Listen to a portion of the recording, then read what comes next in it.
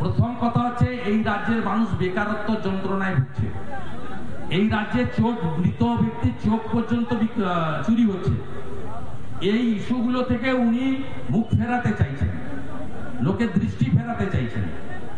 নারী নির্যাতন, ছোট ছোট বাচ্চা মেয়েদের ধর্ষণ, খুন, গ্যাংরেপ প্রত্যেক দিন, এই যে মূল ইস্যুগুলো হলদিয়া সহ গোটা রাজ্যের শিল্পকে খরাতে পরিণত করেছে। পুরো খরা, ৬,৮৮৮টা শিল্প ডাবর চলে গেছে মধ্যপ্রদেশে। হলদিয়া পেট্রোকেমিক্যালের যেটা আইওসি করার কথা ছিল সেটা উড়িষ্যায় চলে গেছে, এটি জমি দিলেন না।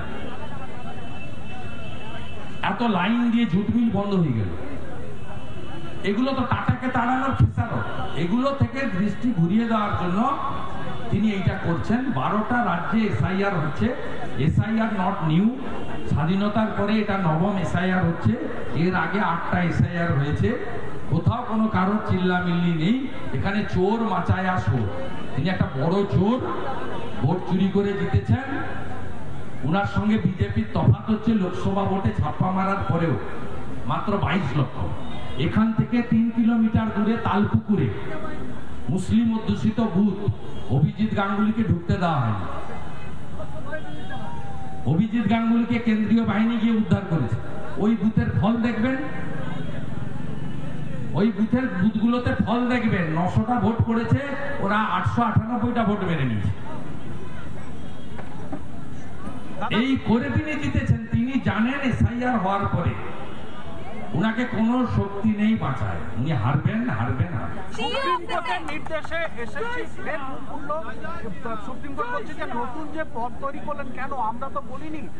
আদালতের বক্তব্য পরিষ্কার অর্ডার ছিল 2016 সালের এসএসসি-তে যারা বসেছিলেন তারাই কেবলমাত্র আনটেন্টেড যারা, এবং 2016-তে যারা বসেছিলেন তারাই পুনর্বার পরীক্ষায় বসতে পারবেন।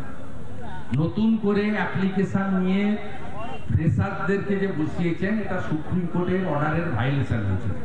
সুপ্রিম কোর্ট এগুলো না বলে এডুকেশন সেক্রেটারি এবং চিফ সেক্রেটারিকে সুপ্রিম কোর্টে ডেকে নিয়ে আইনগত ব্যবস্থা নিয়ে এবং এই সরকারের বিরুদ্ধে অবিলম্বে কেন্দ্রীয় তদন্তকারী সংস্থাকে দিয়ে এই চাকরি চুরির বিরুদ্ধে ব্যবস্থা নিয়ে, এটাই বাংলার মানুষরা চায়। সিইও দপ্তরে সংবাদের প্রতিনিধি দল জাতীয় নির্বাচন কমিশনে যাওয়ার পর নজিরবিহীন সিদ্ধান্ত 3 জন অতিরিক্ত আরো আধিকারিককে এই এসআইআর দেখার জন্য। আমি যদি বলি তৃণমূল যাওয়ার পরে হয়েছে, তৃণমূল তো পরশুদিন দিয়েছে। আপনি নিউজ 18-এর মতো প্রশ্ন করলে উত্তর আপনি নিউজ 18-এর মতো। অরূপ বিশ্বাস, চন্দ্রিমা ভট্টাচার্য আর কে যে গেছিল 3 দিন আগে, তারা যাওয়ার পরে হয়নি তার কি মানে আছে? তারাই গিয়ে মমতার বিরুদ্ধে বলে এসছে যে আমরা চাইছি ঠিকঠাক এসআই হোক, মমতা ব্যানার্জি করতে দিচ্ছে না, আপনি দিল্লি থেকে অফিসার পাঠান।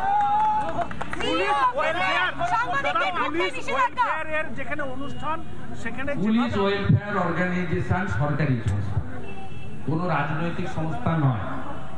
এবং সমস্ত পুলিশই যে প্রত্যেকটা জেলায় ওয়েলফেয়ার বোর্ডের মাথায় এসপিরা আছেন, সরকার পোষিত।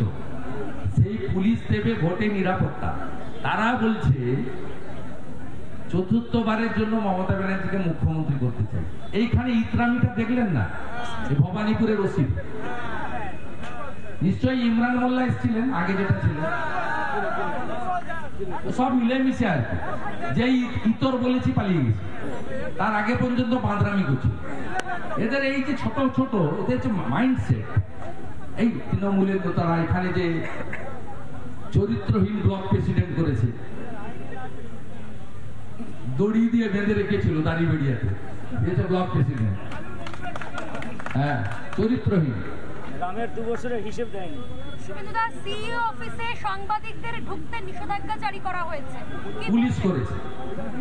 গত পরশুদিনই রাত্রে সজল ঘোষ, তন্মগ্ন ঘোষরা ওদের পিটিয়ে তাড়িয়ে দিত। ওই নন বিএলও যারা বসেছিল, আপনার ওই মইদুলরা, মনীষরা পিটিয়ে তাড়িয়ে দিত। 6টা লোক বসেছিল, ভারতীয় জনতা পার্টির সমর্থক যুব নেতারা কলকাতার 100 জন গেছিল। 500 পুলিশ দিয়ে বিজেপিকে আটকানো হয়েছে। ভিতরে অসভ্যতামি চলছে, আজকে সংবিধান দিবসে আমি পোস্ট করেছি যে ইলেকশন কমিশনের দায়িত্ব ভোটারদেরকে, প্রার্থীদেরকে, রাজনৈতিক দলকে নিরাপত্তা দেওয়া।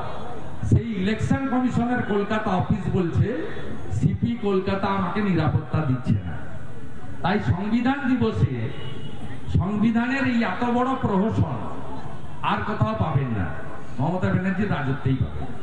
গতকালের ঘটনায় উড়িষ্যার চন্দনেশ্বরে বাঙালি খেলোয়াড় যাচ্ছে দীঘায়, তাদেরকে তাড়ানো। আপনি নাম দিন, তৃণমূল অভিযোগ করেছে তো, বাঙালি নাম দিন। তৃণমূল ভুলে যাচ্ছে বিজেপিটা যিনি তৈরি করেছেন, জন্ম দিয়েছেন, তিনি একজন বাঙালি, ডক্টর শ্যামাপ্রসাদ মুখার্জি। তৃণমূল এটা ভুলে যাচ্ছে। নরেন্দ্র মোদী আসার পরেই নেতাজি সুভাষচন্দ্র বসুর অপ্রকাশিত ফাইল প্রকাশ করেছে। নরেন্দ্র মোদী নেতাজি সুভাষচন্দ্র বসুকে কর্তব্য পথে নিয়ে গিয়ে মূর্তি স্থাপন করেছেন।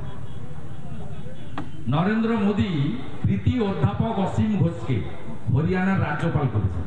বাসন্তী তৃণমূল বিধায়ক বলছে, বাসন্তী তৃণমূল বিধায়ক বলছে 78% বিএলওরা তাদের ফর্ম সাবমিট করেছে, যা দেশের মধ্যে প্রথম। 98% বিএলওই গুড। 2%, 80,500-তে 2% হলে কত হয়? 1600। ওই 1500-1600 চটি চাটছেন।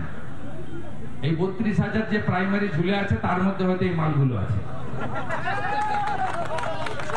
নানা ধরনের কন্টেন্ট দেখার জন্য লাইক করুন, শেয়ার করুন আমাদের ফেসবুক পেজ, সাবস্ক্রাইব করুন আমাদের ইউটিউব চ্যানেল। পাশাপাশি অন্যান্য ব্রেকিং নিউজের জন্য অবশ্যই চোখ রাখুন রিপাবলিক বাংলায়।